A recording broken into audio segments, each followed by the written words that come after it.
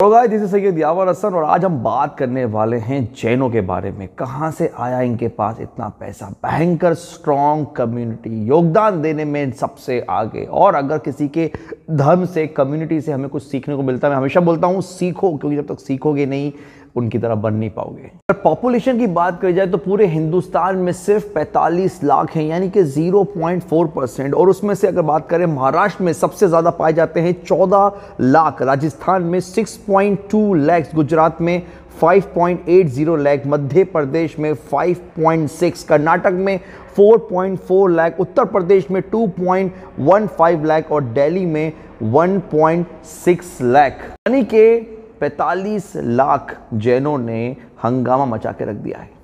कामयाबी की उस शिखर पे हैं जहां पर सब लोग हैरान हैं कि आखिर इन्होंने ये सब करा कैसे। एक और हैरान करने वाली बात बताता हूं मैं आपको, इतने कम यानी कि 1% भी नहीं है ये हिंदुस्तान के, लेकिन हिंदुस्तान का जो टोटल इनकम टैक्स होता है ना, उसका 25% से भी लोग पे करते हैं, यानी कि 1/4 इनकम टैक्स जैन पे करते हैं हिंदुस्तान का। खुद सोचो इकोनॉमिक डेवलपमेंट के अंदर कितना बड़ा हाथ है इन लोगों का। इनके नाम पर इनकम टैक्स से रिलेटेड ही एक रिकॉर्ड है जो 2009-2010 के फाइनेंशियल ईयर में देखा गया था कि भैया हिंदुस्तान का 42% इनकम टैक्स सिर्फ खाली जैनों ने दिया था।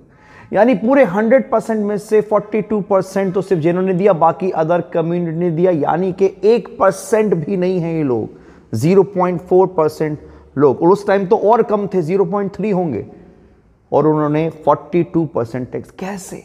पूरे हिंदुस्तान की जो 65% डायमंड और गोल्ड का जो काम है ना, वो इन लोगों के पास है, जैनों के पास। और सिर्फ खाली डायमंड और गोल्ड में ही नहीं, ये लोग टेक्सटाइल्स में, import export, real estate, construction, media, pharma, सब जगह पर ये लोग छाए हुए हैं। बात करते हैं कुछ ऐसे पॉइंट्स पर जो जैनों को इतनी माइनॉरिटीज में भी इतनी स्ट्रॉन्ग कम्युनिटी बनाती है। सबसे पहला पॉइंट जो इस दुनिया के किसी भी बिजनेस को कामयाब करने के लिए चाहिए, जो कि सबसे बड़ा शस्त्र है कामयाबी का, और वो है हार्डवर्क। कामयाबी, मेहनत करने पे ये लोग पीछे नहीं हटते। ये लोग माइनॉरिटी की भीख नहीं मांगते, उनको गवर्नमेंट से कोई लेना देना नहीं है, इनको किसी और से लेना देना नहीं। ये लोग अपने बलबूते बचपन से ही अपने आप को डेवलप करते। जैन के जो परवरिश होती है ना बच्चों की जैनों में, वो आप बचपन से देखेंगे। जब वो स्कूल जाते हैं, स्कूल जाने के बाद जो पढ़ाई करते हैं, लेकिन पढ़ाई के साथ साथ जब रात को खाना खाने बैठते हैं सब साथ के अंदर, तो बिजनेस की बातें होती है, दुकान की बातें होती है। बचपन से ही बच्चों की जो ब्रिंगिंग होती है वो बिजनेस माइंडसेट से होती है। वो लोग जॉब करना नहीं चाहते, वो लोग धंधा पानी करना चाहते हैं। क्योंकि अगर बचपन से ही बच्चा बिजनेस की बातें सुनते हुए बड़ा होगा तो वो आप हमसे 10 साल आगे होगा किसी भी फील्ड में चाहोगे। अपने बच्चों पर अननेसेसरी खर्च नहीं करते, उनको उस तरह के शौक, उस तरह की चीजों में नहीं लगाते कि वो डाइवर्ट हो। बच्चों को वो डायनामिक बनाते हैं, बच्चों को वो कमजोर नहीं बनाते। I think so Jain community में सबसे स्ट्रॉन्ग पॉइंट यही है, क्योंकि जो बच्चों की परवरिश होती है वो बहुत स्ट्रॉन्ग और डायनामिक होती है, खासतौर से बिजनेस पॉइंट ऑफ व्यू से। मैंने अक्सर देखा है जब हमारे बच्चों की स्कूलों की छुट्टी होती है तो बच्चे समर वेकेशन पे घूमने के लिए जाते हैं। बट अगर आप जैनों के बच्चों देखोगे तो बहुत कम ऐसे बच्चे मिलेंगे जो घूमने जाते हैं। वो अपना काम संभालते हैं, दुकान में बैठते हैं, कुछ काम नहीं करेंगे, सिर्फ बैठेंगे। उनको बैठने की प्रैक्टिस कराते हैं, छोटे छोटे कामों को सिखाते हैं, और धीरे धीरे उनका जो इंटरेस्ट है उनके बिजनेस में बहुत ज़्यादा हाई होने लगता है। जब जितना हाई बिजनेस में इंटरेस्ट होगा वो उतना दिल से उस काम को करेगा और आने वाले टाइम के अंदर अपने फादर के काम को आगे बढ़ाएगा। और यही जैनों का सबसे स्ट्रॉन्ग पॉइंट है।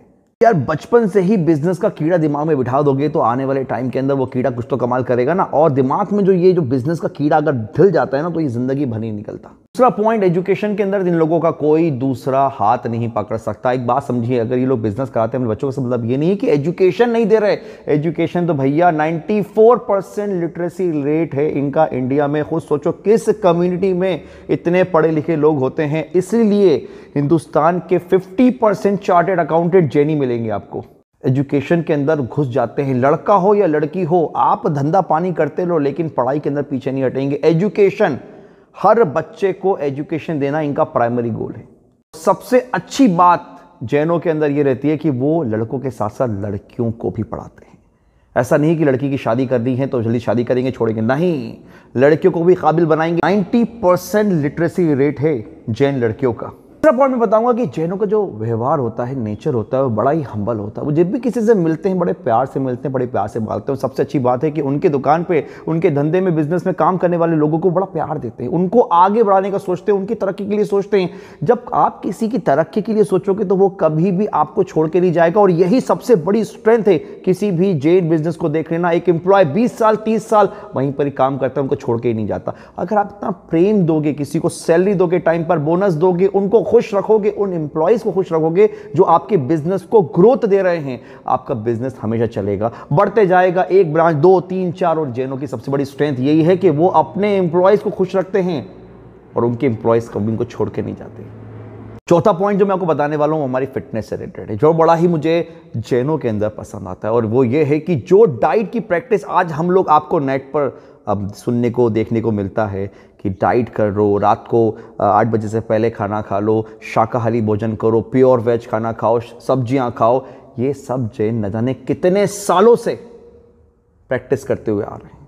अब ये चीज़ उनको करने की ज़रूरत नहीं, ये उनके लाइफस्टाइल में है। शुद्ध खाते हैं, ताज़ा खाते हैं, अच्छा खाते हैं, 8 बजे से पहले खा लेते हैं, रात को खाना नहीं खाते। वो सारी साइंस जो एक डाइट में होना चाहिए वो सब कुछ ये लोग प्रैक्टिस करते हैं और सालों से प्रैक्टिस करते हुए आ रहे हैं। भी खाते हैं और दूसरों को भी खिलाते हैं। जो भी आसपास के जो जानवर हैं, जो भूखे हैं, जो लोग आसपास के लोग, गरीब लोग हैं, सबसे ज़्यादा दान दोतार वाला काम यही करते हैं। इसीलिए जो नॉर्मल एक आदमी का एवरेज रेट होता है जीने का, वो लगभग 50 से 60% होता है। इनका 71% है, क्योंकि इतनी अच्छी लाइफस्टाइल मेंटेन कर रहे हैं। इसी लाइफस्टाइल को देखकर 2010 में एक सर्वे हुआ था जो बाहर की कंट्री, जिसने कहा था कि अगर ग्लोबल वार्मिंग से देश को बचाना है तो भैया एक काम करो, हमें जैन धर्म के जो लोग हैं उनके जो लाइफस्टाइल हैं उसे अपनाना पड़ेगा। अगर ग्लोबल वार्मिंग से हमको बचना है तो इस लाइफस्टाइल को अपनाना पड़ेगा। बहुत बड़ी बात बोली थी। नेक्स्ट पॉइंट जो मेरा है वो नेक्स्ट पॉइंट इसी फिटनेस से रिलेटेड है कि अगर आप देखेंगे इनकी लाइफस्टाइल को, जैनों की, तो मेरे भाई ये लोग बीमार नहीं पड़ते, बहुत कम बीमार पड़ते हैं। अरे जब आप शबाब से, कबाब से, मदिरा से अपने आप दूर हो जाओगे तो आपकी 90% बीमारी तो वैसे कम हो गई। ना ही इनको हाई ब्लड प्रेशर, ना ही इनको डायबिटीज, ब्लड प्रेशर के केसेस बहुत कम, डायबिटीज के केसेस बहुत कम, गैस्ट्रिक प्रॉब्लम के केसेस बहुत कम, हार्ट अटैक के चांसेस बहुत कम। आपका हार्ट स्वस्थ, आपका पेट स्वस्थ, आपका दिमाग स्वस्थ, आपकी बॉडी का वेट अंडर कंट्रोल, तो मेरे भाई आपकी 90% बीमारी खत्म। आप स्वस्थ रहोगे, हॉस्पिटल का खर्चा खत्म हो गया। दिमाग और शरीर अगर स्वस्थ है तो दिमाग और शरीर में फिर क्या चलेगा?